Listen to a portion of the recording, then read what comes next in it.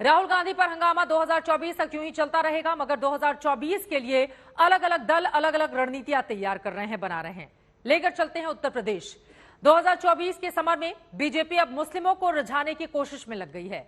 आने वाले वक्त में यूपी में मुस्लिमों से जुड़े कई कार्यक्रम किए जाएंगे, जिसमें सूफी सम्मेलन, मुस्लिम स्नेह मिलन कार्यक्रम शामिल हैं। और इतना ही नहीं, पीएम मोदी के मन की बात को किताब की शक्ल दी जा रही है। यह किताब उर्दू में होगी, जिससे मुस्लिम तबकों में बांटा जाएगा और बताया जाएगा कि सरकार मुस्लिमों के लिए कितना काम कर रही है।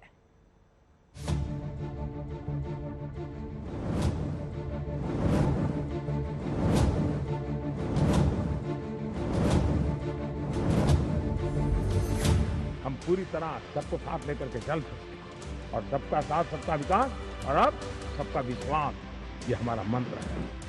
सबका साथ सबका विकास के बाद जिस सबका विश्वास को प्रधानमंत्री नरेंद्र मोदी ने अपने इस नारे में जोड़ा, उस विश्वास को अब पीएम के मन की बात के जरिए बीजेपी अल्पसंख्यकों तक पहुंचाने की कोशिशों में लग गई है। अब पीएम के मन की बात उर्दू भाषा में मुस्लिमों तक पहुंचाने का काम शुरू हो रहा है। वहीं यूपी के मुस्लिमों के लिए बीजेपी ने खास प्लान तैयार किया है।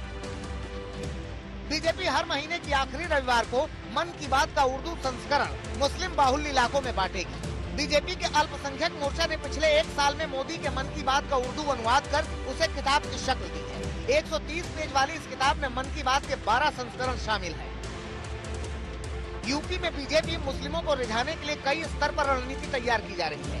मन की बात के विमोचन के अलावा पसमानदा सम्मेलन, सूफी सम्मेलन, मुस्लिम स्नेह सम्मेलन जैसे आयोजन किए जा रहे हैं। हिंदुत्व के कोर एजेंडे और विपक्ष पर तुष्टीकरण की राजनीति को चुनावी हथियार बनाने वाली बीजेपी की रणनीति में पिछले कुछ समय से बदलाव देखने को मिल रहा है। इसके बाद से लगातार मुस्लिमों, खासकर पिछड़ों, गरीब तबकों में पैठ बनाने के लिए पार्टी नेतृत्व ने सक्रियता बढ़ाई है। पसमानदा सम्मेलन, भाईचारा रैलियों जैसी राजनीतिक मंचों के साथ ही सरकारी योजनाओं में अल्पसंख्यकों की भागीदारी को लेकर सरकार लगातार एक्शन में है। इसी कड़ी में अब भाषाई संवाद का भी नाता जोड़ने की तैयारी है। 1 लाख के लगभग अभी पुस्तकें छपेंगी। हम निश्चित तौर पे मुस्लिम समाज के लोगों को ये पुस्तकें दे के, जो कि उर्दू में होंगी, प्रधानमंत्री जी के विचारों को जन जन तक पहुंचाने का काम करेंगे। सबका साथ सबका हमारा विकास जो है, ये हमारा जो नारा है, इस नारे पे ईमानदारी से किस तरीके से केंद्र की हमारी मोदी सरकार एक एक दिन हर दिन काम कर रही है पूरी मेहनत के साथ। बीजेपी ने 2024 के लोकसभा चुनाव में यूपी के लिए टारगेट 80 का प्लान तैयार किया है। ऐसे में बीजेपी की नजर उन 14 सीटों पर है जहां उसे पिछले लोकसभा चुनाव में हार का सामना करना पड़ा था। ये इलाके मुस्लिम बाहुल्य हैं, जहां बीजेपी कमजोर है। ऐसे में ये आयोजन भी मुस्लिम बाहुल्य इलाकों में कराए जा रहे हैं। हालांकि विपक्ष को बीजेपी का ये फैसला रास नहीं आ रहा। ये न केवल भाषा, भारतीय जनता पार्टी किस मुंह से उर्दू की तरफ जा रही है, जिसने खासकर मुसलमान भाइयों को अपमानित किया हो। और केवल राजनीति उत्तर प्रदेश में ये है कि मुस्लिम को तबाह कर दो, परेशान कर दो, हिंदू मुस्लिम की खाई पैदा कर दो। वही लोग कैसे उर्दू की भाषा को समझेंगे? उर्दू मिलाती है, उर्दू भारतीय भाषा है, उर्दू हमारे एक दूसरे के सम्मान की भाषा है। वैसे लोगों के बीच में हो रहा है जो उर्दू समझते हैं, तो व्हाई नॉट, उसमें छपेगा तो हमारा सबका साथ सबका विकास, सबका विश्वास और सब मिलके करे प्रयास।